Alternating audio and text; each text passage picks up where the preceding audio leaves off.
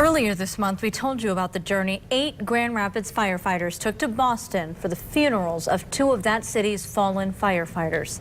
That trip was emotional, but it's also providing something that the Grand Rapids firefighters didn't expect. 24 News 8's Joe LaFergie is here with that part of the story. Brian Marley, what happened in Boston could happen in any town, including here in Grand Rapids. That's why the Grand Rapids firefighters made the trip to Boston. After marching with 10,000 other firefighters from across the country, the 8 men from Grand Rapids wanted to see for themselves where the Boston firefighters died. It's very somber. It's very sobering.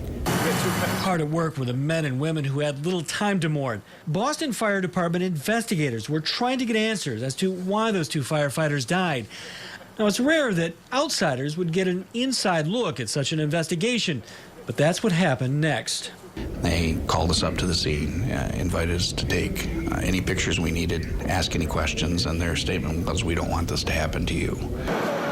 The type of building, a brownstone, and the weather that day, winds were high, were the kind of conditions firefighters face anywhere, including Grand Rapids. May 9, 2011, fire engulfs portions of the old Kindle furniture factory.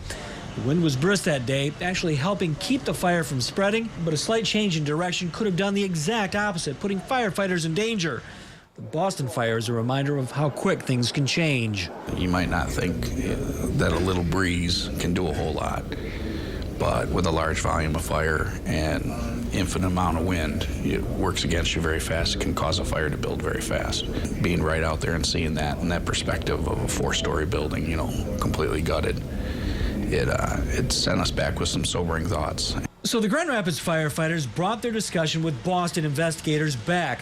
They'll share it with bosses and a committee that focuses on firefighter safety, what to look for in certain conditions, when to fight, when to back off, all in an effort to avoid another firefighter funeral. While we went out there to honor our brothers, we came back with a fair amount of information that we can hopefully use with our members. And there is much more information to come. While investigators know the conditions that helped drive that fire, they don't know why the 2 firefighters were not able to escape.